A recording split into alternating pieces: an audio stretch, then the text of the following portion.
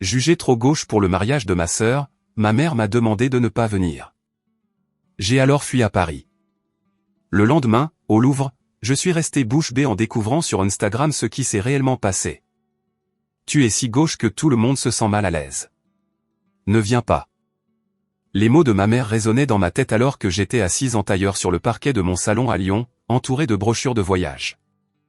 La lumière du matin filtrait à travers les rideaux, projetant des motifs chaleureux sur le sol de mon appartement. J'aurais dû être en train de me préparer pour le mariage de ma sœur, mais à la place, je planifiais une escapade à Paris. Je m'appelle Chloé et je venais d'avoir 27 ans la semaine précédente.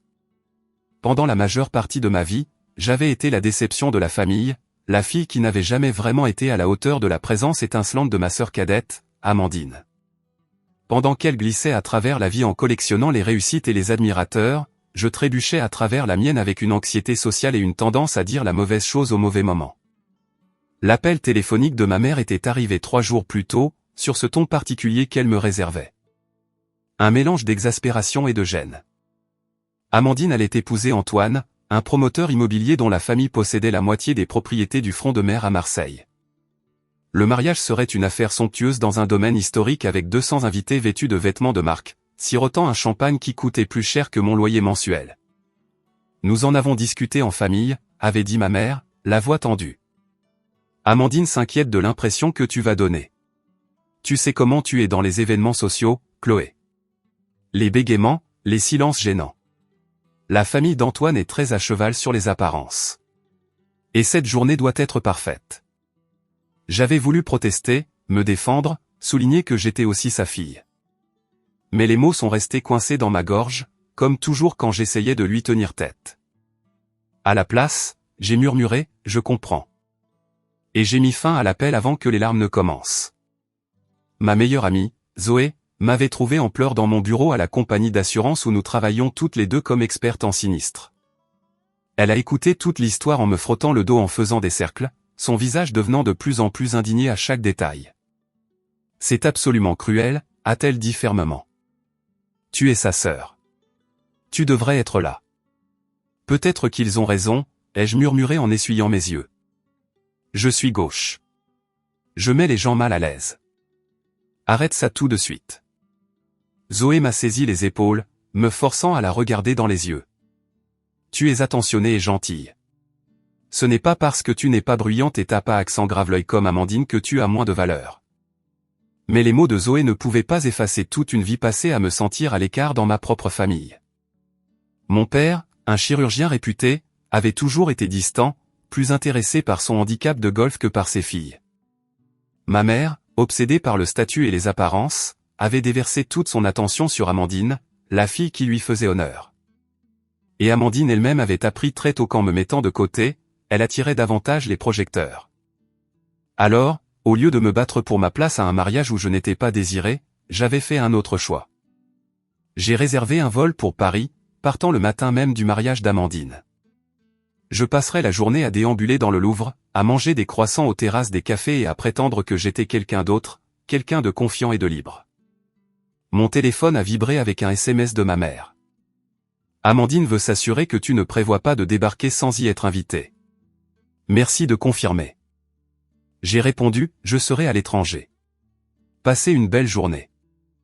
Il n'y a pas eu de réponse, aucune tentative de me convaincre du contraire, aucun changement d'avis de dernière minute, juste le silence, ce qui m'a dit tout ce que j'avais besoin de savoir.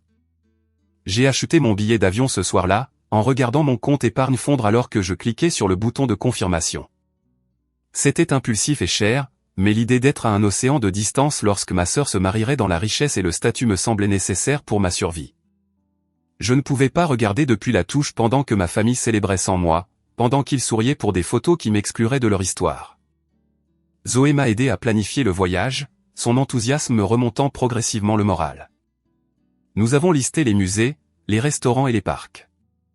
Elle a insisté pour que j'achète une nouvelle robe, quelque chose de beau qui me ferait me sentir spécial, même si j'étais seul. Tu mérites d'avoir ta propre célébration, a-t-elle dit pendant que nous faisions les boutiques. Qui se soucie d'un mariage guindé? Tu seras à Paris.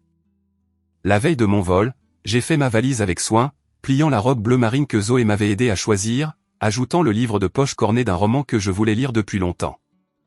J'ai inclus un petit journal, pensant que je pourrais peut-être documenter ce voyage, cet acte de me choisir pour une fois.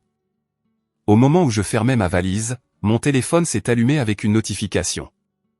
C'était une publication Instagram d'Amandine, une photo d'elle et d'Antoine, radieux, avec une légende sur leur mariage imminent et leur amour éternel. Les commentaires étaient inondés d'émojis en forme de cœur et de félicitations. J'ai parcouru les noms de cousins, d'amis de la famille et de parents éloignés qui seraient tous là pour assister à sa journée parfaite. J'ai rapidement fermé l'application, la poitrine serrée par une émotion que je ne pouvais pas tout à fait nommer. Ce n'était pas exactement de la jalousie, bien qu'il y en ait une trace. C'était plutôt un deuil pour la relation que nous n'avions jamais eue, pour la famille qui ne m'avait jamais vraiment semblé être la mienne. Le matin de mon départ est arrivé avec un ciel clair et un temps inhabituellement chaud. J'ai pris un train tôt pour l'aéroport, ma valise roulant à côté de moi, le cœur plus léger qu'il ne l'avait été depuis des semaines. Je faisais quelque chose pour moi, quelque chose d'audacieux. Mais alors que je m'installais dans mon siège d'avion, regardant Lyon disparaître sous moi, je ne pouvais pas me défaire d'un étrange pressentiment, comme si je manquais quelque chose d'important que je ne pouvais pas encore voir. Le vol vers Paris a été long, mais paisible. J'ai regardé 3 films que je voulais voir, somnolé par intermittence contre le hublot et essayé de ne pas vérifier l'heure constamment. Quelque part au-dessus de l'océan Atlantique, Amandine remonterait l'allée dans une robe qui coûtait probablement plus cher que ma voiture. Ma mère pleurerait des larmes de joie. Mon père se tiendrait fièrement, sa fille brillante épousant exactement le genre de famille qu'il approuvait. Et moi, j'étais à 10 000 mètres d'altitude, en fuite. Je suis arrivé à Paris au lever du soleil, la ville peinte dans des tons de rose et d'or. Le chauffeur de taxi qui m'a conduite à mon petit hôtel près du quartier latin parlait un anglais approximatif et m'a montré les monuments pendant le trajet. La ville était plus belle que je ne l'avais imaginé, tout en architecture élégante et en boulevard bordé d'arbres. Après m'être enregistré et avoir pris une douche rapide pour me débarrasser de la fatigue du voyage, j'ai enfilé des vêtements confortables et je suis sorti. Le mariage aurait lieu dans environ 6 heures, en milieu d'après-midi, heure de Marseille, début de soirée à Paris. J'avais prévu d'être au cœur du Louvre à ce moment-là, entouré d'art et de touristes, trop distraite pour imaginer ce que je manquais. La matinée s'est écoulée dans un flou agréable. J'ai flâné dans le jardin du Luxembourg, regardant les enfants faire naviguer des bateaux miniatures dans le bassin. Je me suis arrêté dans une boulangerie où la femme derrière le comptoir a souri chaleureusement à mon français terrible et m'a donné un macaron supplémentaire avec mon café. J'ai marché le long de la Seine, prenant des photos de Notre-Dame et des ponts, collectionnant des moments pour prouver que je passais un moment merveilleux. Mais sous ce plaisir de surface, il y avait une douleur creuse. Je n'arrêtais pas de penser à Amandine, me demandant si elle avait remarqué mon absence, si quelqu'un avait demandé où j'étais. Probablement pas. Ma mère avait probablement dit à tout le monde que j'étais malade ou occupé par le travail. C'était plus facile que d'admettre qu'il m'avait désinvité. En grandissant, Amandine et moi avions été différentes dès le départ. Elle était née belle, avec les traits délicats de notre mère et des cheveux épais et brillants. Elle était naturellement charismatique, capable de charmer les adultes et de se faire des amis sans effort. Moi, d'un autre côté, j'avais hérité de la grande taille et des traits quelconques de mon père. J'étais maladroite dans les rassemblements sociaux, plus à l'aise avec les livres qu'avec les gens. Notre mère n'avait pas caché son favoritisme. Amandine avait les plus beaux vêtements, la plus grande chambre, le premier choix pour tout. Quand j'essayais de protester, ma mère soupirait et disait « Ne sois pas difficile, Chloé. Tu sais qu'Amandine n'a plus d'opportunités. Nous sommes juste pratiques. » Les opportunités auxquelles elle faisait référence étaient des auditions de mannequinat, des concours de beauté et des événements sociaux où la beauté d'Amandine pouvait être exposée. On attendait de moi que je me fonde dans le décor, que je sois reconnaissante pour les vêtements de seconde main et le peu d'attention qui restait.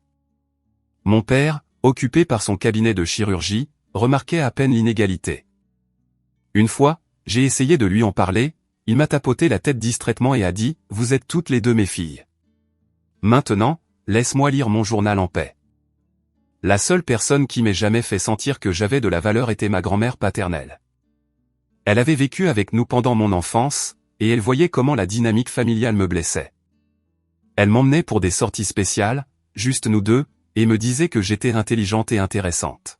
« Ne les laisse pas te rabaisser », m'a-t-elle chuchoté une fois. tu as ta propre lumière, Chloé. Ne laisse personne l'éteindre. Elle est décédée quand j'avais 15 ans, et j'ai eu l'impression de perdre ma seule alliée. Après cela, je me suis encore plus renfermé sur moi-même, comptant les jours jusqu'à ce que je puisse quitter la maison pour l'université. Quand je l'ai finalement fait, emménageant dans une résidence universitaire à 3 heures de route, j'ai eu l'impression de pouvoir respirer pour la première fois. Mais même la distance n'a pas effacé les schémas. Amandine recevait toujours les louanges, l'attention, l'amour. Moi, j'avais droit à l'obligation et à la déception. Les dîners de famille sont devenus des exercices d'invisibilité où tout le monde célébrait la dernière réussite d'Amandine. Lorsque j'ai obtenu mon diplôme universitaire avec mention, ma mère a passé le dîner à parler du nouveau petit ami d'Amandine. Quand j'ai obtenu mon poste à la compagnie d'assurance, mon père m'a demandé quand j'avais l'intention de faire quelque chose de plus impressionnant. Antoine était entré dans la vie d'Amandine il y a 8 mois. Ils s'étaient rencontrés lors d'un gala de charité, bien sûr, où elle faisait du bénévolat pour bien paraître, et lui du réseautage. Ma mère avait été ravie, un homme riche d'une famille éminente, exactement ce pourquoi elle avait préparé Amandine. Je n'avais rencontré Antoine qu'une seule fois, lors d'un dîner de famille auquel ma mère avait insisté pour que j'assiste.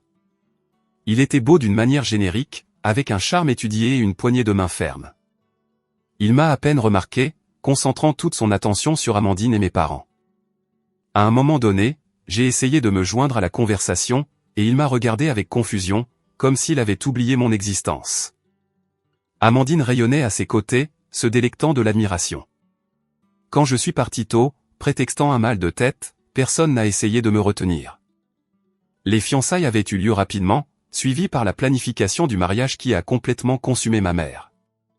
Chaque appel téléphonique concernait les fleurs, les lieux de réception et les listes d'invités. Quand j'ai demandé si je pouvais aider, ma mère a dit « Nous gérons ». Tu ne ferais probablement que stresser Amandine. Et maintenant, j'étais à Paris parce que même ma présence au mariage était considérée comme un handicap. En début d'après-midi, heure de Paris, je me suis rendu au Louvre. Le musée était bondé de touristes, nous nous déplacions tous en traînant les pieds dans les grandes salles, tendant le cou pour voir les célèbres peintures. Je me suis tenu devant la Joconde, entouré de dizaines d'autres personnes prenant des selfies, et je me suis senti incroyablement seul. J'ai sorti mon téléphone, dans l'intention de me distraire avec quelque chose de futile. C'est à ce moment-là que j'ai ouvert Instagram, curieuse malgré moi de savoir ce que je manquais. Et c'est à ce moment-là que mon monde entier a basculé. La première publication que j'ai vue était de ma cousine Jennifer, postée 20 minutes plus tôt. C'était une vidéo, tremblante et manifestement filmée à la hâte avec un téléphone. La légende disait, « OMG, vous n'allez jamais croire ce qui vient de se passer au mariage d'Amandine. » Mon estomac s'est noué en cliquant dessus. La vidéo montrait la réception du mariage. L'élégante salle de bal remplie de tables rondes drapées de nappes ivoires. Des lustres en cristal scintillaient au-dessus, et je pouvais voir les centres de tables floraux élaborés que ma mère avait mis des mois à choisir. En arrière-plan, je pouvais entendre le brouhaha de voix confuses et excitées. Puis la caméra s'est concentrée sur le centre de la pièce où ma mère se tenait face à Antoine. Son visage était rouge, et même à travers le petit écran du téléphone, je pouvais voir qu'elle était en colère. Le visage d'Antoine était déformé par la colère, sa posture agressive. Amandine se tenait sur le côté, sa robe blanche éclatante contrastant avec le chaos, ses mains couvrant sa bouche d'horreur. J'ai augmenté le volume, pressant le téléphone contre mon oreille pour entendre par-dessus le bruit du musée autour de moi. Vous pensez pouvoir me dicter quoi faire? La voix d'Antoine était tranchante, cinglante. Vous n'êtes personne. Toute votre famille n'est personne. Comment osez-vous me parler sur ce ton, a répliqué ma mère, sa voix stridente. Après tout ce que nous avons fait pour vous accueillir dans cette famille. M'accueillir? Antoine a ri, d'un rire dur et moqueur. Vous me léchez les bottes depuis le premier jour parce que vous savez qu'Amandine a de la chance que je l'ai même regardée. Elle est jolie, je vous l'accorde. Mais c'est tout ce qu'elle a. Et vous qui vous pavanez ici comme si vous étiez quelqu'un d'important parce que vous avez réussi à épouser un médecin et à élever une fille qui sait sourire sur commande. La foule dans la vidéo était devenue silencieuse, tous les yeux rivés sur la confrontation.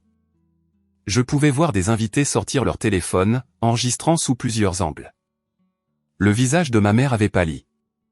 Vous devez vous excuser immédiatement.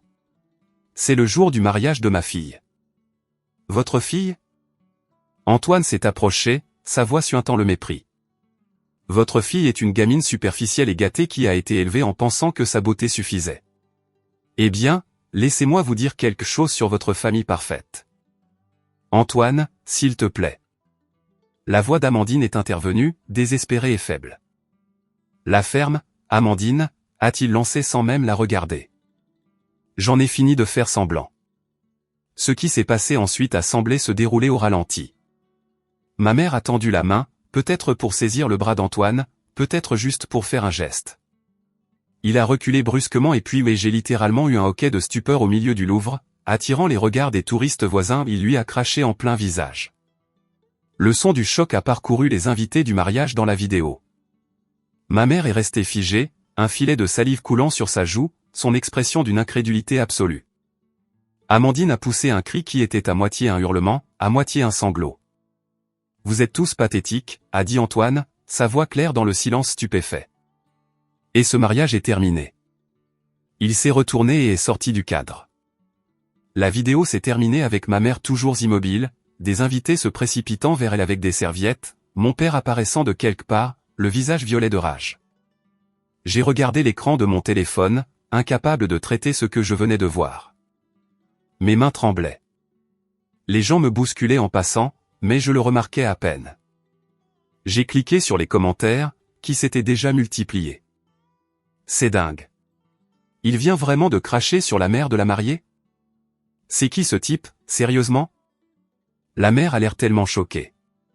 C'est horrible. Le mariage de l'année pour toutes les mauvaises raisons. Je suis revenu en arrière et j'ai cherché le compte d'Amandine.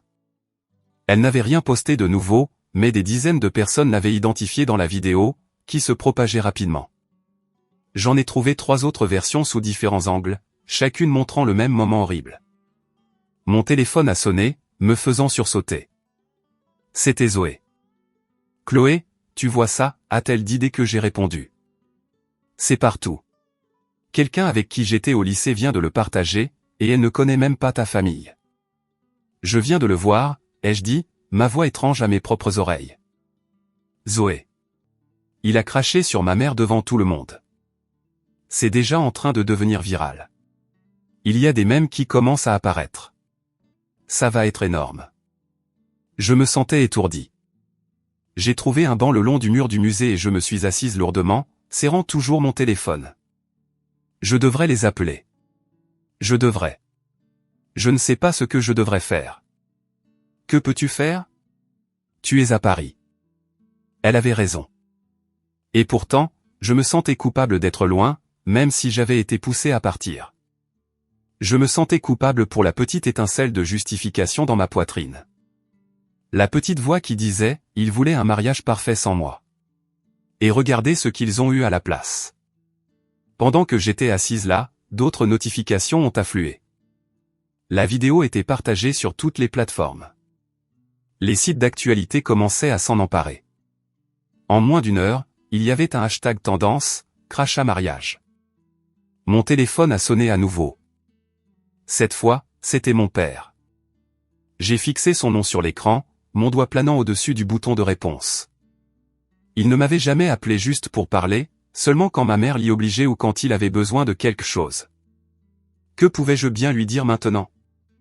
J'ai laissé l'appel aller sur la messagerie vocale. Puis ma mère a appelé, puis Amandine, puis ma mère à nouveau. J'ai regardé chaque appel resté sans réponse, ayant l'impression d'assister à l'effondrement de mon ancienne vie depuis une distance de sécurité. Autour de moi, les touristes continuaient leur visite du musée, inconscients de ma crise. Une famille prenait des photos près de moi, les enfants riant. Un couple se disputait en français pour savoir quelle galerie visiter ensuite. La vie continuait, indifférente.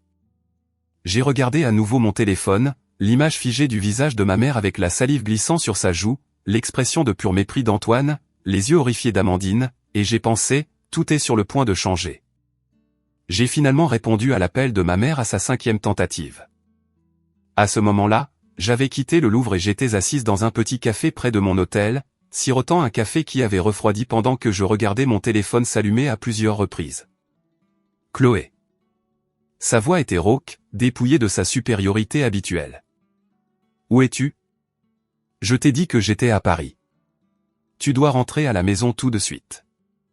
J'ai remué lentement mon café, regardant la cuillère créer de petits tourbillons. Pourquoi ferais-je ça? Ne sois pas difficile. La familiarité de son ton est revenue. Ta sœur a besoin de toi. Cette famille a besoin de toi. C'est drôle comme ça marche, ai-je dit doucement. La famille qui ne voulait pas de moi au mariage a soudainement besoin de moi quand tout s'effondre. Ce n'est pas le moment pour ton apitoiement. Sais-tu à quoi nous sommes confrontés? Cette vidéo a été vue des millions de fois. Des millions. Chloé, le cabinet de ton père reçoit des appels. Amandine est hystérique. Nous sommes harcelés en ligne. Et où es-tu? Cachée en France comme une lâche. Quelque chose a cédé en moi. Une lâche? C'est toi qui m'as dit de ne pas venir. Tu as dit que j'étais trop gauche, trop embarrassante. Tu as dit que je gâcherais la journée parfaite d'Amandine. Je n'ai jamais dit ça. Si, tu l'as dit. Il y a 3 jours.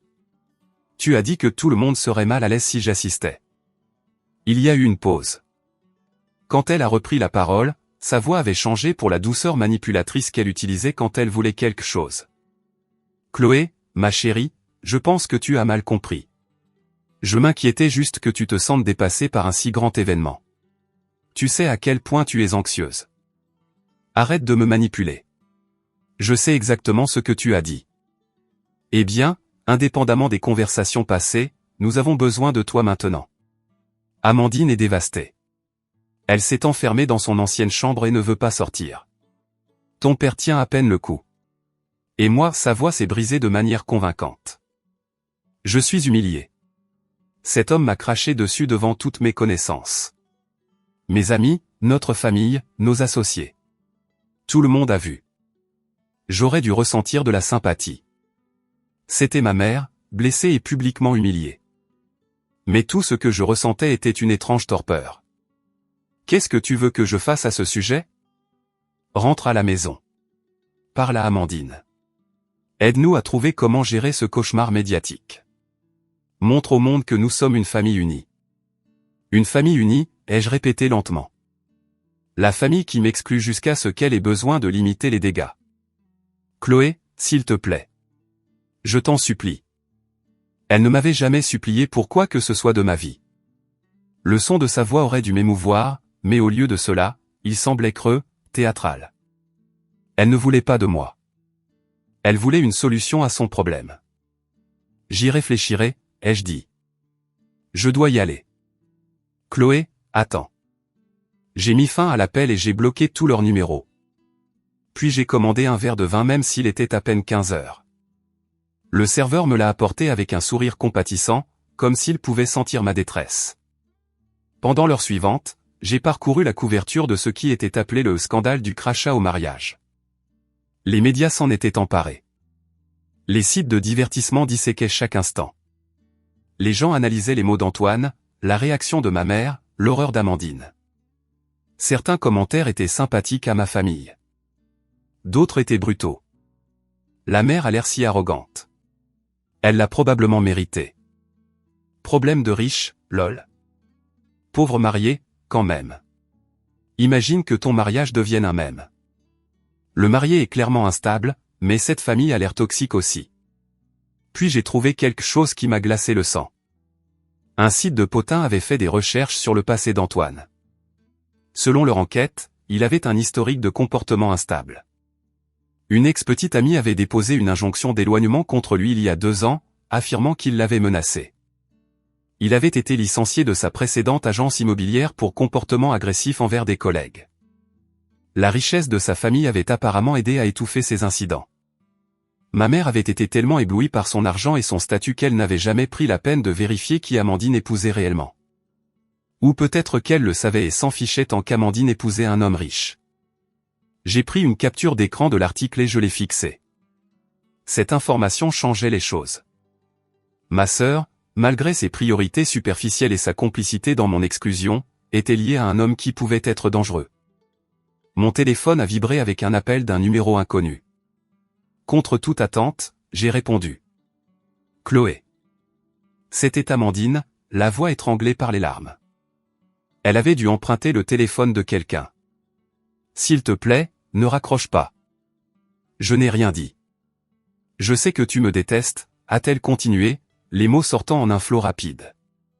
Je sais que nous t'avons terriblement traité. Je sais que j'aurais dû te défendre pour le mariage, mais s'il te plaît, rentre à la maison. Je ne sais pas quoi faire. Antoine m'a envoyé un texto pour me dire qu'il revenait ce soir et que nous devions parler, et j'ai peur, Chloé. J'ai vraiment peur. Alors ne le vois pas. Reste chez papa et maman. Tu ne comprends pas. Il a une clé de mon appartement. Il sait où tout se trouve. Il n'arrête pas d'appeler et d'envoyer des textos. Et les choses qu'il dit, sa voix s'est brisée. Je pensais le connaître. Il était toujours si charmant, si parfait. Mais ce qu'il a dit au mariage, la façon dont il nous a tous regardés comme si nous n'étions rien. Étais-tu au courant de son passé, de l'injonction d'éloignement, du travail qu'il a perdu? Silence. Puis, de quoi parles-tu? Je lui ai envoyé l'article. J'ai entendu sa brusque inspiration alors qu'elle le lisait. Oh mon Dieu, a-t-elle chuchoté. Oh mon Dieu, Chloé, je n'en avais aucune idée. Maman et papa se sont occupés de toutes les vérifications. Ils disaient qu'il était parfait. Ils disaient que sa famille était. Ils ont vu l'argent et le statut et ont arrêté de chercher. Amandine pleurait plus fort maintenant. J'ai besoin de toi. S'il te plaît. Je sais que je ne mérite pas ton aide, mais je suis ta sœur. J'ai peur de ce qu'il pourrait faire. J'ai fermé les yeux, luttant avec des émotions contradictoires. Une partie de moi voulait lui dire de se débrouiller seule, de lui faire expérimenter ce que c'était d'être abandonné par sa famille. Mais une autre partie, celle qui se souvenait de nos enfants avant que tout ne se complique, ne pouvait ignorer sa peur. Je vais voir ce que je peux faire, ai-je dit finalement. Mais Amandine, je ne reviens pas pour jouer à la famille heureuse et prétendre que tout va bien. Si je reviens, les choses vont être différentes. N'importe quoi. Je ferai n'importe quoi. S'il te plaît, aide-moi. Après avoir raccroché, je suis restée assise longtemps à regarder la vie parisienne s'écouler devant ma table de café.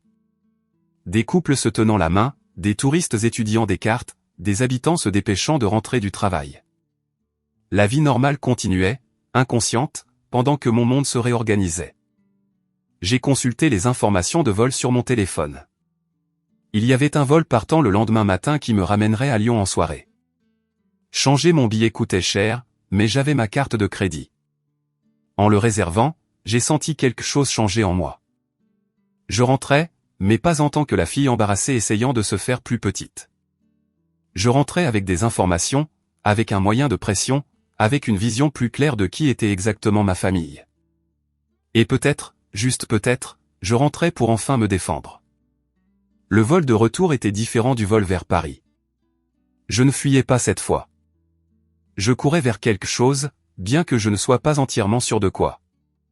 J'ai passé la majeure partie du voyage à faire des recherches, mon ordinateur portable ouvert sur plusieurs onglets concernant Antoine, sa famille et les divers articles de presse issus de la vidéo du mariage. Ce que j'ai découvert brossait un tableau inquiétant. La richesse de la famille d'Antoine venait de son grand-père, qui avait bâti un empire immobilier dans les années 1970. Mais Antoine lui-même était le plus jeune fils, souvent négligé au profit de ses frères aînés plus accomplis. Son poste dans l'entreprise familiale était largement honorifique, un titre sans réel pouvoir. Il avait navigué entre divers rôles, quittant chacun dans des circonstances troubles. L'injonction d'éloignement de son ex-petite amie incluait des détails qui m'ont retourné l'estomac. Elle le décrivait comme charmant au début, puis de plus en plus contrôlant et agressif. Il entrait dans des colères folles pour des problèmes mineurs, puis s'excusait de manière extravagante avec des cadeaux coûteux. L'incident final qui a mené à l'injonction d'éloignement l'impliquait se présentant à son lieu de travail et provoquant une scène quand elle a essayé de rompre.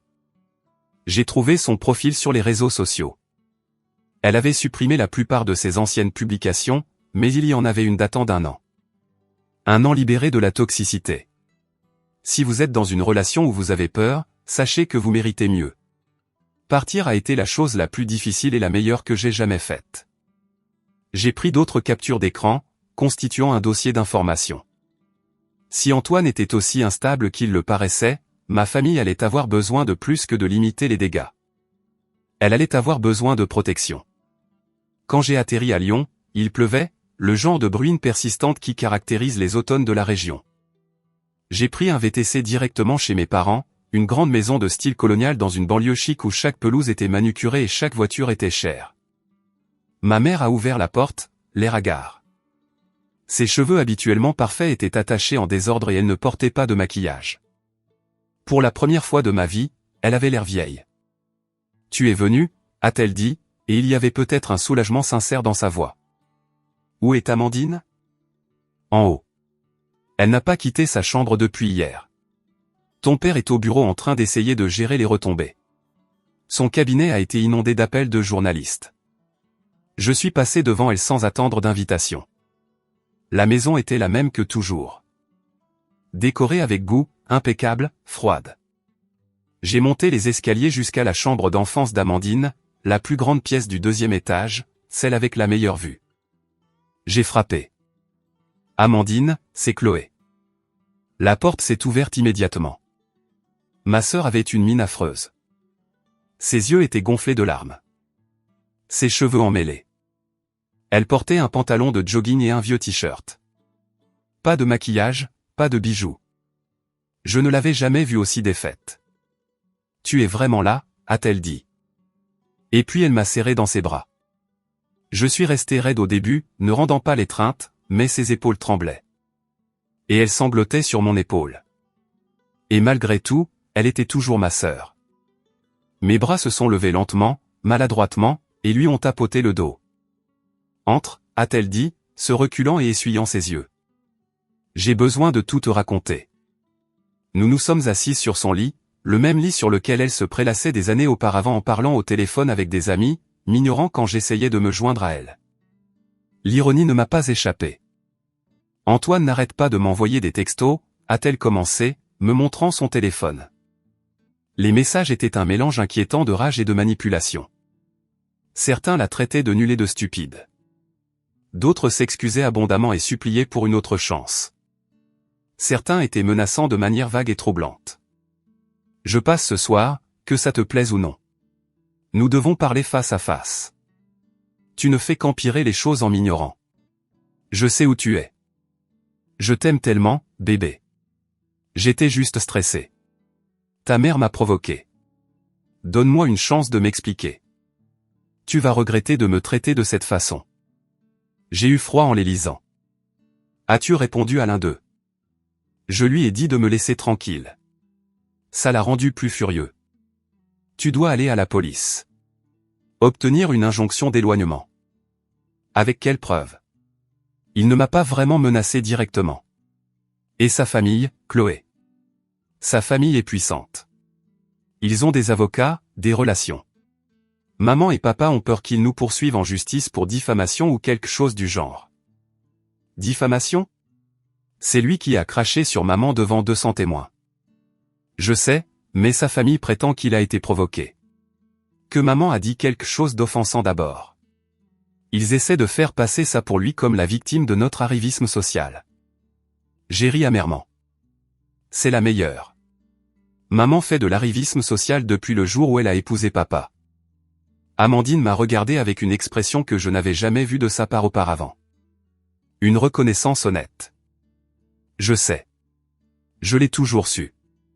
Mais je pensais que c'était comme ça que la vie fonctionnait. Tu épouses quelqu'un de réussi, tu présentes la bonne image, et tout s'arrange. C'est ce que maman m'a appris. Et regarde où ça t'a mené. Elle a tressailli mais n'a pas argumenté. J'ai vu les articles que tu as envoyés sur son ex-petite amie. L'injonction d'éloignement. Je n'arrive pas à croire que je ne savais pas. Je n'arrive pas à croire que maman et papa n'ont pas vérifié. Ils ont vu ce qu'ils voulaient voir. L'argent, le statut, le bon nom de famille. Ils étaient tellement excités de te marier à quelqu'un d'impressionnant qu'ils n'ont pas pris la peine de regarder plus en profondeur.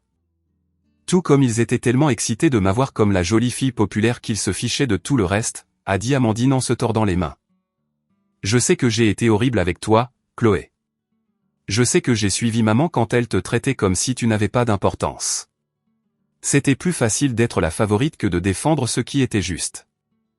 Oui, c'était plus facile, ai-je convenu.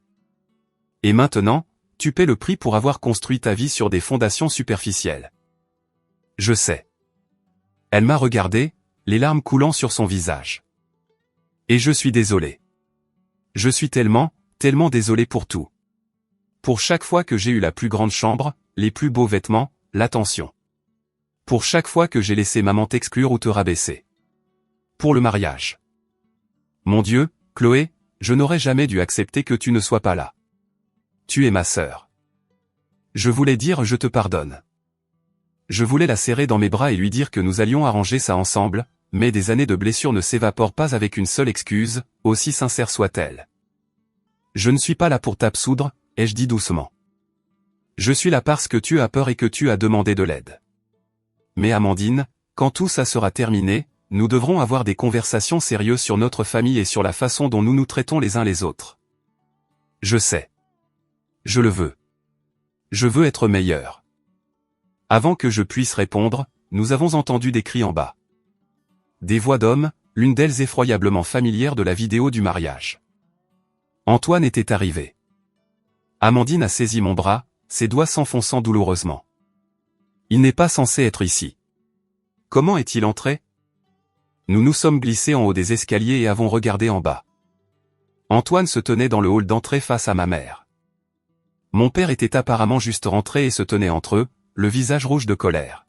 « Sors de ma maison », disait mon père, sa voix tendue et contrôlée de cette manière de chirurgien qu'il avait quand il était furieux mais essayait de ne pas le montrer.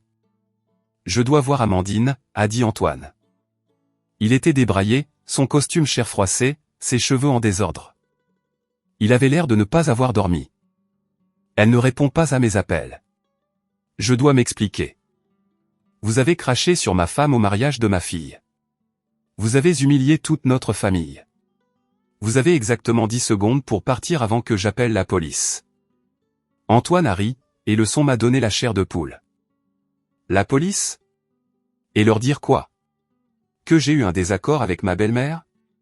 Que je me suis énervé à mon propre mariage? Vous l'avez agressée. C'est comme ça qu'elle l'appelle? Intéressant. Puisque c'est elle qui m'a attrapé la première. Je me défendais. C'est un mensonge, a crié ma mère. Je ne t'ai jamais touché. Tu es dégoûtant. Faites attention, a dit Antoine, sa voix devenant dangereuse. Vous feriez mieux de surveiller ce que vous dites. Ma famille a de très bons avocats. Nous pourrions vous rendre la vie très difficile, à vous tous. J'ai senti Amandine trembler à côté de moi. J'ai sorti mon téléphone et j'ai commencé à enregistrer, l'orientant pour capturer la scène en bas. Quoi qu'il se passe ensuite, nous allions avoir des preuves. Vous nous menacez, a demandé mon père. Je constate des faits. Vous m'avez tous calomnié en ligne, en partageant cette vidéo, en me faisant passer pour un monstre. Mais ce que les gens ne voient pas, c'est ce qui a mené à ce moment. Ce que votre femme a dit sur ma famille, comment elle a insulté ma mère, suggérait que nous n'étions pas assez bien pour la précieuse Amandine. Je n'ai jamais à commencer ma mère. Absolument que si. Vous avez passé des mois à faire des petites remarques sur le fait que nous devrions être reconnaissants d'être liés à votre famille. Comment votre mari, le chirurgien, et votre belle-fille étaient de tels trophées. Vous m'avez traité comme un employé à mon propre mariage. Ce n'est pas vrai, a dit mon père. Mais il y avait moins de certitude dans sa voix.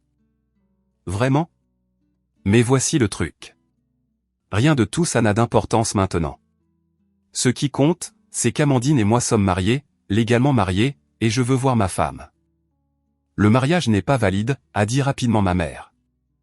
Vous êtes parti avant la fin de la cérémonie, avant de signer les papiers. Antoine a souri, et ce n'était pas une expression agréable. En fait, nous avons signé l'acte de mariage ce matin-là à la mairie. Une petite police d'assurance, si vous voulez. Donc oui, Amandine est légalement ma femme et j'ai tout à fait le droit de la voir. Les mots ont frappé comme un coup physique. J'ai vu les visages de mes parents se décomposer sous le choc. À côté de moi, Amandine a émis un petit son blessé. Il a dit que nous le ferions au mariage, m'a-t-elle chuchoté. Il a dit que le faire à la mairie d'abord n'était qu'une formalité administrative. Que le vrai mariage était la cérémonie. J'ai trouvé ça romantique, spontané.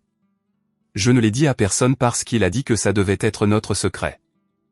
Mon esprit a parcouru les implications. S'ils étaient légalement mariés, tout devenait plus compliqué. Le divorce prendrait du temps. Antoine pourrait réclamer des droits sur tout ce qu'Amandine possédait. Et en attendant, ils pourraient rendre leur vie à tous misérable. Sauf si. Une idée se formait, risquée et peut-être brillante. Mais j'avais d'abord besoin de plus d'informations. J'ai passé mon téléphone à Amandine, toujours en train d'enregistrer, et j'ai chuchoté, continue de filmer. Ne le laisse pas te voir. Puis je suis descendu. Qui diable êtes-vous? A demandé Antoine en me voyant. Je suis Chloé, l'autre fille, celle qui n'était pas assez importante pour être invitée au mariage. Mes parents m'ont regardé comme si j'étais apparu de nulle part. Ma mère avait l'air terrifiée, mon père confus. Chloé, remonte, a dit mon père. Non, je veux entendre ce qu'Antoine a à dire. Je me suis tourné vers lui, gardant ma voix calme et posée. Tu as raison, ma mère peut être difficile. Elle se soucie absolument trop du statut et des apparences, mais lui cracher dessus, c'était un sacré choix. Elle m'a poussé à bout en disant quoi exactement? Qu'a-t-elle dit qui justifiait cette réaction?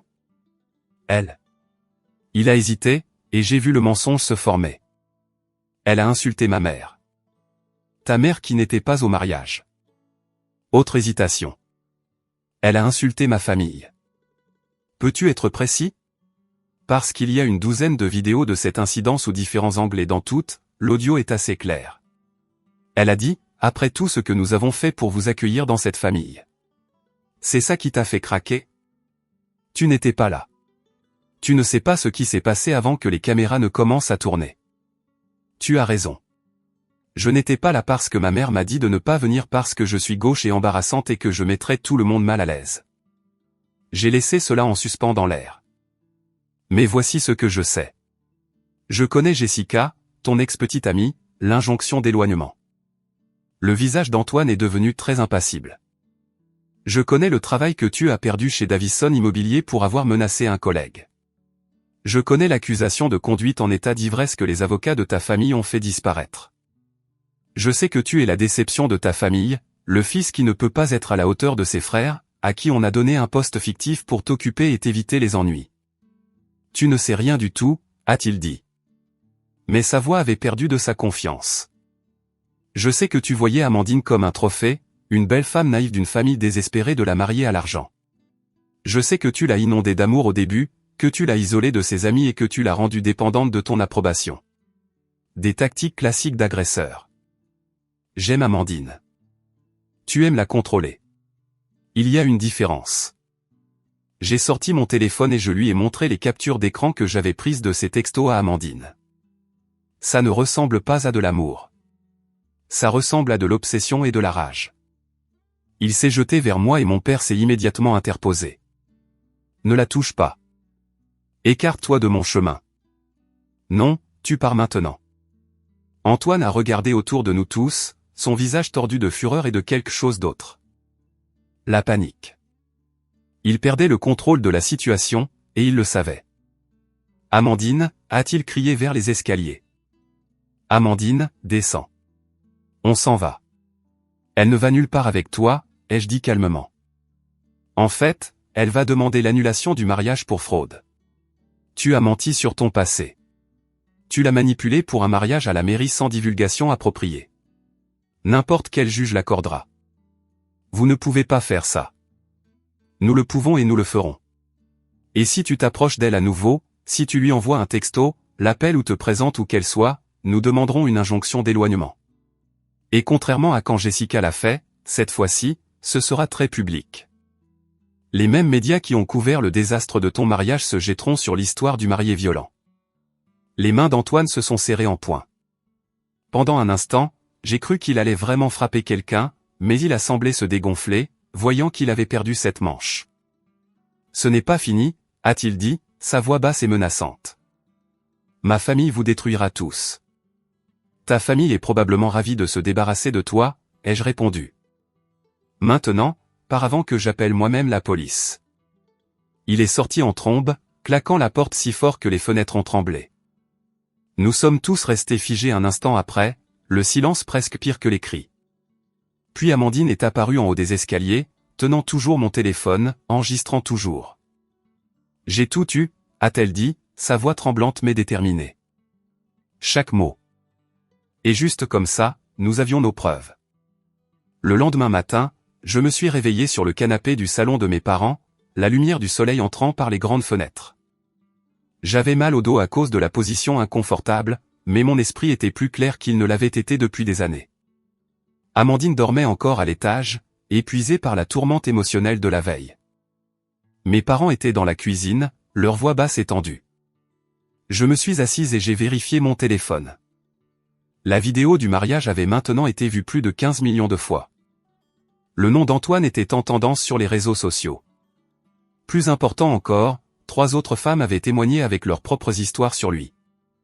Elles avaient vu la couverture médiatique et avaient décidé de parler de leurs expériences avec son comportement contrôlant et agressif. J'ai tout capturé et l'ai envoyé à l'avocate que j'avais recherchée dans l'avion, une femme nommée Patricia, spécialisée dans les cas de contrôle coercitif et de violence domestique. Elle avait déjà répondu à mon premier email, acceptant de prendre le cas d'Amandine. Ma mère est apparue dans l'encadrement de la porte, tenant une tasse de café. « Tu es réveillé. » À peine. Je me suis levé et je me suis étiré. « Nous devons parler, nous tous. » Elle a hoché la tête et a appelé Amandine et mon père. 20 minutes plus tard, nous étions tous assis autour de la table de la salle à manger où j'avais pris d'innombrables dîners silencieux en grandissant, où j'avais été ignoré, négligé et rabaissé. « Voici ce qui va se passer, » ai-je dit, prenant le contrôle avant que quiconque puisse parler.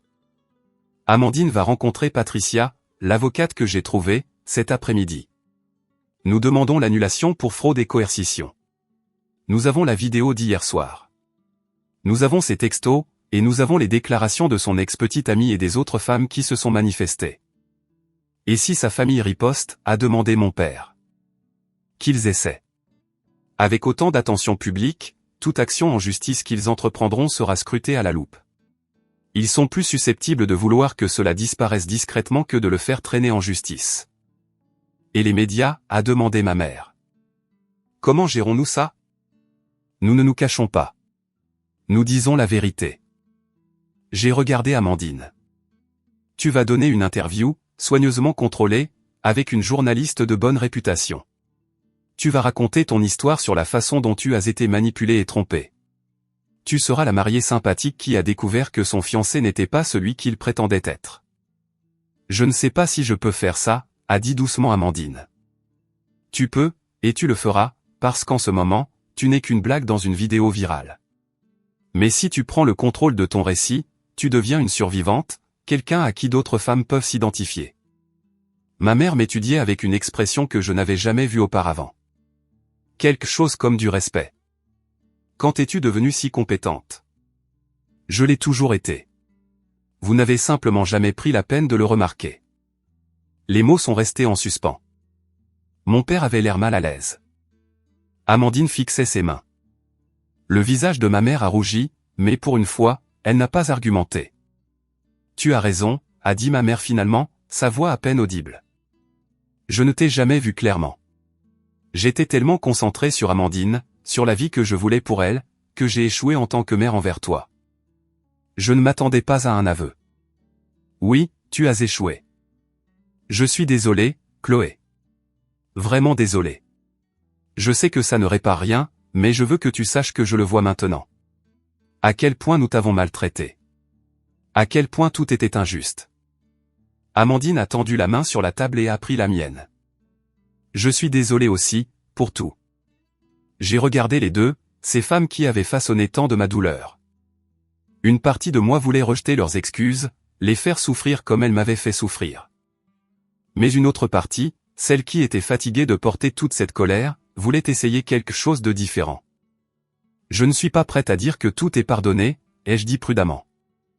Mais je suis prête à travailler pour quelque chose de mieux. Si vous êtes réellement prête à changer.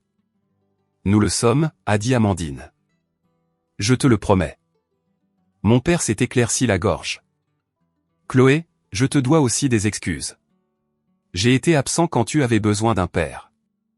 J'ai laissé ta mère dicter le fonctionnement de notre famille et je ne t'ai pas protégé de son favoritisme. c'était mal.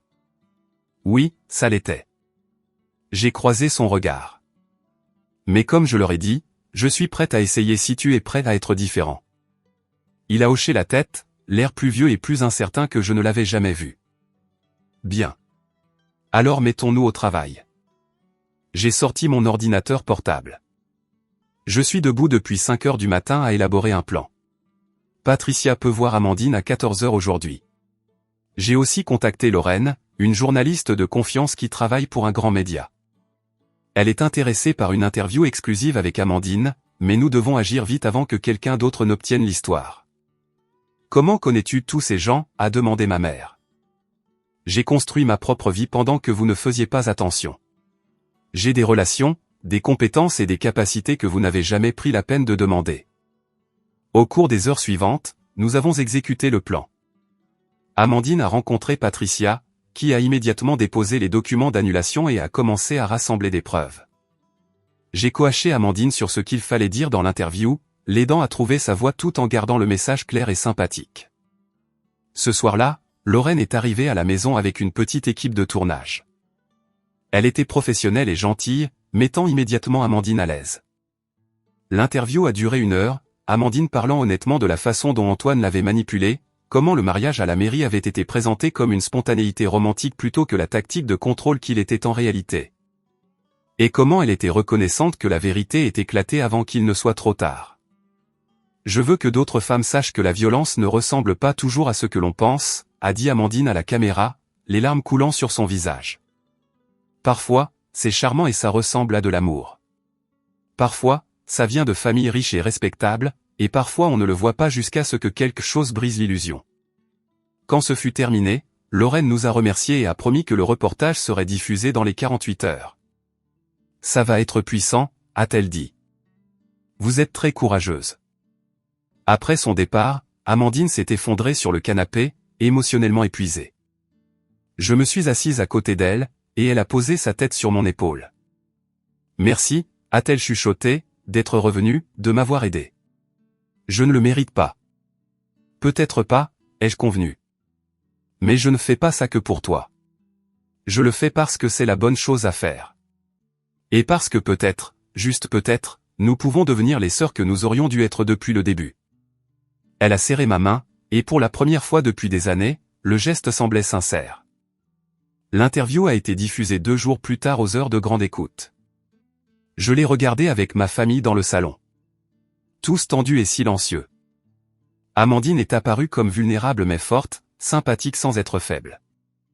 Les producteurs avaient fait un excellent travail de montage, incluant la vidéo virale du mariage aux côtés du témoignage d'Amandine, puis montrant les textos qu'Antoine avait envoyés et incluant des interviews de 2 des autres femmes qui s'étaient manifestées. La réponse a été immédiate et écrasante. En moins d'1 heure, les réseaux sociaux d'Amandine ont été inondés de messages de soutien. Le hashtag du scandale du mariage est passé de la moquerie au soutien. Des femmes ont partagé leurs propres histoires de manipulation et de violence. Le récit avait complètement basculé. Et puis les choses se sont encore améliorées. La famille d'Antoine a publié une déclaration par l'intermédiaire de son agent de presse le lendemain matin. Elle était soigneusement rédigée, clairement écrite par des avocats, mais le message était clair. Ils coupaient les ponts avec Antoine. Ils reconnaissaient qu'il avait de graves problèmes personnels qu'ils espéraient qu'il réglerait et qu'ils soutenaient la décision d'Amandine de mettre fin au mariage.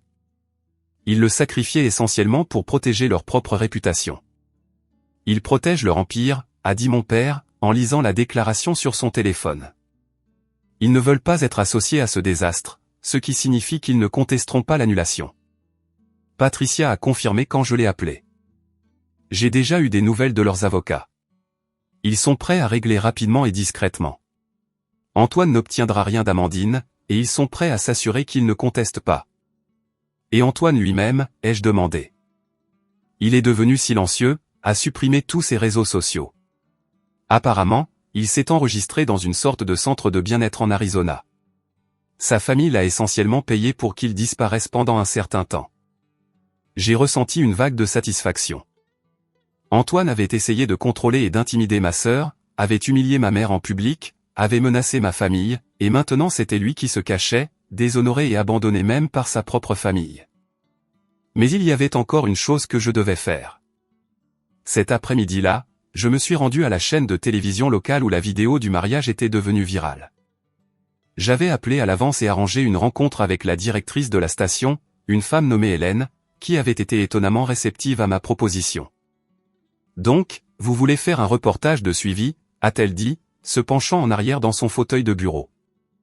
Sur vous, la sœur qui n'a pas été invitée.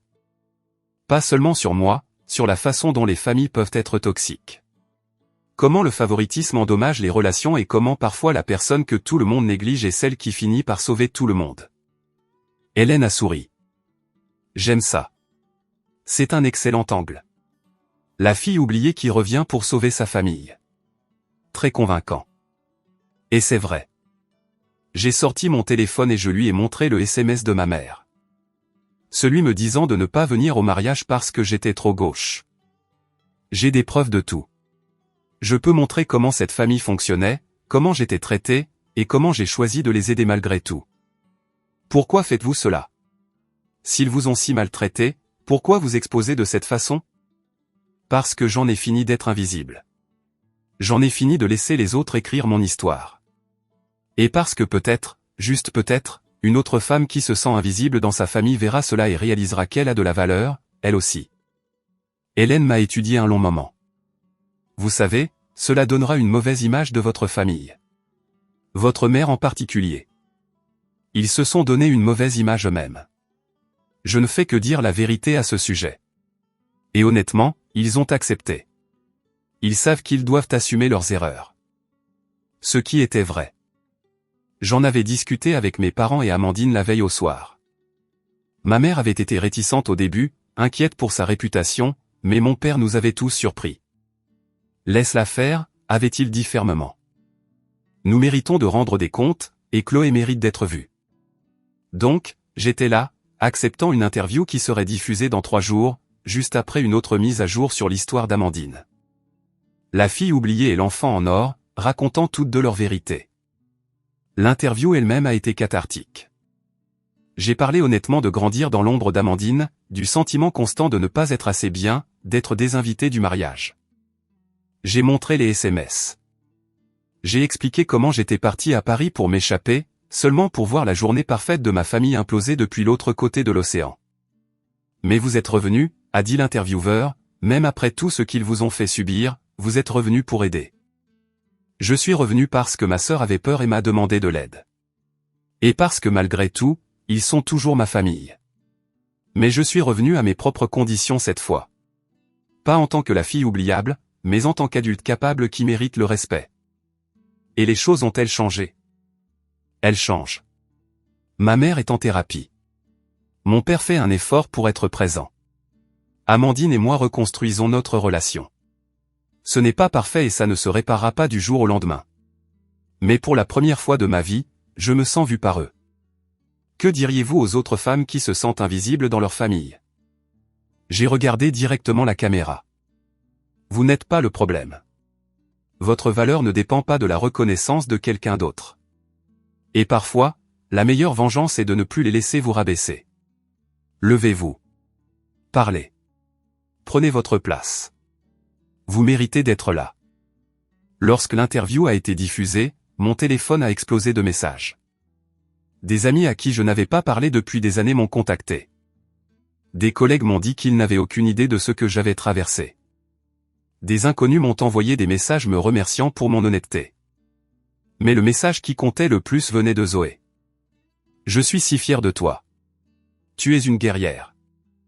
J'ai souri et répondu par texto. Il m'a juste fallu un certain temps pour le réaliser. Ce soir-là, ma famille s'est réunie pour dîner au restaurant. Notre première sortie publique depuis le scandale. Les gens nous ont reconnus, mais au lieu de jugement, ils nous ont offert leur soutien. Plusieurs femmes se sont approchées pour remercier Amandine et moi d'avoir parlé. Alors que nous étions assis à notre table, ma mère a levé son verre. À Chloé, a-t-elle dit, la voix chargée d'émotion. Pour nous avoir sauvés alors que nous ne le méritions pas. À Chloé, ont répété les autres. J'ai levé mon propre verre, croisant le regard de chacun d'eux. Aux secondes chances, et à faire mieux. Nous avons trinqué. Et pour la première fois de ma vie, je me suis senti vraiment à ma place à cette table. 3 mois plus tard, je me tenais à l'entrée d'une petite salle de réunion au centre-ville de Lyon, regardant une douzaine de femmes trouver leur place autour de la table. C'était la 3e réunion du groupe de soutien que j'avais créé, un espace pour les femmes confrontées au rejet familial, au favoritisme et à la douleur unique de se sentir invisibles aux yeux des personnes qui devraient les aimer le plus. Merci à toutes d'être venues, ai-je dit, prenant ma place en bout de table. Faisons un tour de table et partageons comment s'est passée cette semaine. Les réponses variaient. Certaines femmes progressaient avec leur famille. D'autres avaient décidé de prendre du recul et de créer de la distance. Une femme a partagé qu'elle avait confronté ses parents au sujet des années de favoritisme envers son frère. Et bien que cela ait été douloureux, elle s'est sentie plus légère après. C'est comme si je m'étais enfin donné la permission de reconnaître la blessure, a-t-elle dit. Et cette reconnaissance était une forme de guérison en soi. J'ai hoché la tête, comprenant exactement ce qu'elle voulait dire. Ma propre guérison avait été un processus, pas un seul moment. Les mois depuis le mariage avaient été remplis de conversations difficiles, de séances de thérapie et d'honnêteté douloureuse. Mais lentement, progressivement, ma famille changeait. Ma mère s'était engagée dans une thérapie hebdomadaire et s'était excusée auprès de moi plusieurs fois, pas seulement une fois dans un moment de crise. Elle apprenait à examiner ses propres comportements, à comprendre comment son obsession du statut et des apparences avait nui à ses filles. Ce n'était pas parfait, mais c'était un progrès. Mon père avait commencé à prendre un café hebdomadaire avec moi, juste nous deux, où il me posait réellement des questions sur ma vie et écoutait mes réponses. Il était maladroit au début, peu habitué à une véritable connexion avec moi, mais il essayait. Cet effort comptait. Amandine et moi reconstruisions lentement notre relation. Elle avait aussi commencé une thérapie, travaillant sur sa propre complicité dans la dynamique familiale et son schéma de se définir par l'attention masculine. Nous parlions au téléphone plusieurs fois par semaine maintenant, de vraies conversations sur de vraies choses, pas les échanges superficiels que nous avions avant. L'annulation avait été finalisée sans aucune contestation d'Antoine ou de sa famille. Amandine avait emménagé dans son propre appartement, un endroit modeste qu'elle pouvait se permettre seule, et retournait à l'école pour terminer le diplôme qu'elle avait abandonné lorsqu'elle avait commencé à se concentrer sur la recherche d'un mari riche. J'ai passé tellement de temps à essayer d'être ce que maman voulait que j'ai oublié de découvrir ce que je voulais, m'a-t-elle dit lors d'un de nos appels téléphoniques. J'ai 25 ans, et je me demande seulement maintenant ce que j'aime vraiment faire. Mieux vaut tard que jamais, ai-je dit. Quant à Antoine, il s'était discrètement retiré dans l'obscurité. Le séjour au centre de bien-être s'était transformé en un séjour plus long, et des rumeurs suggéraient que sa famille l'avait essentiellement payé pour qu'il reste à l'écart et fasse profil bas. Ses réseaux sociaux restaient supprimés. Les rares personnes qui prétendaient l'avoir vu disaient qu'il avait l'air diminué, brisé même. Je n'ai pas gaspillé d'énergie à le plaindre. Il avait fait ses choix, et maintenant il vivait avec les conséquences. Mon énergie était mieux utilisée à construire quelque chose de positif. Le groupe de soutien était passé de mon idée initiale à quelque chose de réel et de significatif. Nous nous réunissions 2 fois par mois et les femmes continuaient de nous trouver par le bouche à oreille et les réseaux sociaux. Certaines venaient à quelques réunions et passaient à autre chose. D'autres devenaient des habitués, nouant des amitiés et se soutenant mutuellement dans leurs difficultés familiales. J'avais également commencé à prendre la parole lors d'événements, partageant mon histoire lors de conférences sur la dynamique familiale et l'autonomisation des femmes. La femme gauche et anxieuse à qui on avait dit qu'elle embarrasserait sa famille se tenait maintenant sur des scènes pour parler à des centaines de personnes et être applaudie pour cela. L'ironie ne m'échappait pas. Après la fin de la réunion du groupe de soutien, je me suis rendu chez mes parents pour notre dîner dominical désormais régulier. Ces rassemblements étaient différents des repas tendus et silencieux de mon enfance. Maintenant, nous parlions vraiment, rions parfois, et gérions les conflits directement au lieu de les laisser s'envenimer. Comment s'est passée la réunion, a demandé Amandine quand je suis arrivé. Elle venait directement de son travail à la librairie où elle travaillait à temps partiel tout en allant à l'école. Bien. 2 nouvelles femmes nous ont rejointes aujourd'hui. C'est merveilleux. Ma mère mettait la table, et elle m'a regardé avec une fierté sincère. Tu as construit quelque chose de vraiment spécial, Chloé. Merci, maman. Nous nous sommes assis pour dîner et mon père m'a posé des questions sur mon travail à la compagnie d'assurance. Je leur ai parlé d'une promotion qu'on m'avait offerte, un poste de direction qui me donnerait plus de responsabilités et une augmentation de salaire significative. Je suis fier de toi, ma grande, a dit mon père. Tu as géré tout ce qui s'est passé cette année avec une grâce et une force remarquables. J'ai appris que je suis plus forte que je ne le pensais, ai-je répondu. Il s'avère que d'être sous-estimé toute sa vie apprend la résilience. Ma mère a légèrement tressailli aux commentaires, mais elle n'a pas dévié ni trouvé d'excuses. Nous t'avons donné toutes les raisons de nous tourner le dos complètement, a-t-elle dit. Le fait que tu ne l'aies pas fait, que tu nous aies donné une chance de faire mieux, c'est plus que ce que nous méritions. Tu as raison, ai-je convenu. Mais les gens sont plus que leur pire moment. Nous essayons tous d'être meilleurs. C'est ce qui compte maintenant. Après le dîner, Amandine et moi nous sommes assises sur la terrasse arrière, buvant du thé et regardant le coucher de soleil peindre le ciel dans des tons d'orange et de rose. Nous sommes restés silencieux un moment, à l'aise en présence l'une de l'autre d'une manière que nous n'avions jamais connue auparavant. Penses-tu que tu nous pardonneras un jour complètement, a demandé doucement Amandine. J'ai réfléchi à la question. Je pense que le pardon est un processus, pas une destination. J'y travaille. Certains jours sont plus faciles que d'autres. C'est juste. Elle a fait une pause. Je travaille aussi à me pardonner à moi-même. Pour avoir été si superficielle, si complice de la façon dont tu as été traitée. Nous étions toutes les deux les produits de notre éducation. Tu as été récompensée pour certains comportements. Et j'ai été puni pour être moi-même. Nous désapprenons toutes les deux ces schémas maintenant. Quand es-tu devenue si sage? J'ai ri. Quand j'étais assise seule à Paris, regardant la journée parfaite de ma famille s'effondrer et réalisant que j'avais un choix. Je pouvais rester amère et laisser la douleur me définir, ou je pouvais l'utiliser pour devenir quelqu'un de plus fort. J'ai choisi la deuxième option. Je suis contente que tu l'aies fait. Je suis contente que tu sois revenue. Moi aussi. Nous sommes restés assises dans un silence complice alors que les étoiles commençaient à apparaître. Mon téléphone a vibré avec un message de Zoé me demandant si je voulais prendre un brunch le week-end prochain. J'ai souri et répondu oui, reconnaissante pour l'amie qui avait été là pour moi quand ma famille ne l'était pas. En rentrant chez moi plus tard dans la nuit, j'ai pensé au chemin que j'avais parcouru. De la fille oubliée à la femme qui a sauvé sa famille de ses propres erreurs. D'invisible à indéniable. De la fuite à la prise de position. Le mariage auquel je n'étais pas invité était devenu le catalyseur de tout ce qui a suivi. La vidéo virale, l'humiliation publique, la révélation de la vraie nature d'Antoine. Tout cela avait fait voler en éclats la façade parfaite que ma famille avait maintenue si longtemps. Et dans les décombres, nous avions trouvé une chance de construire quelque chose de plus honnête.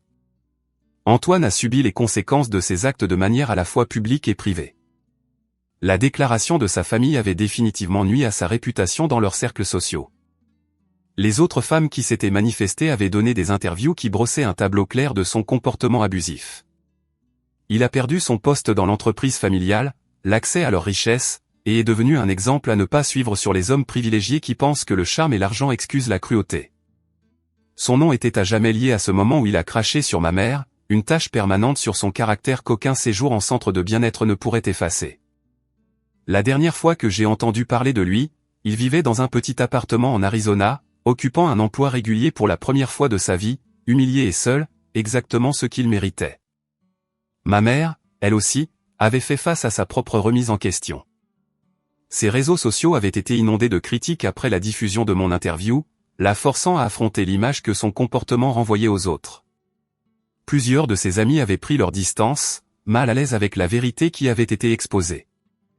Elle avait pleuré de nombreuses nuits, pleurant la réputation qu'elle avait mis des décennies à construire. Mais en perdant cette fausse image, elle avait gagné quelque chose de plus précieux. De vraies relations avec ses filles, construites sur l'honnêteté plutôt que sur la prétention. Elle apprenait encore, trébuchait encore parfois, mais elle essayait sincèrement d'être une meilleure personne et une meilleure mère. Quant à moi, j'avais appris que la vengeance n'a pas besoin d'être synonyme de destruction. Parfois, la meilleure vengeance est de refuser de laisser la mauvaise opinion de quelqu'un devenir votre réalité. Parfois, c'est de prendre la douleur qu'ils ont causée et de la transformer en un but. Parfois, c'est de se lever et de dire « je méritais mieux et je vais l'exiger à partir de maintenant ». J'avais passé 27 ans à essayer de me faire plus petite pour m'intégrer au récit de ma famille. Maintenant, j'en avais fini de me rétrécir. J'en avais fini de m'excuser de prendre de la place. J'en avais fini d'être la fille oubliable. J'étais Chloé. Et j'étais enfin pleinement visible. Et c'était la plus douce des victoires.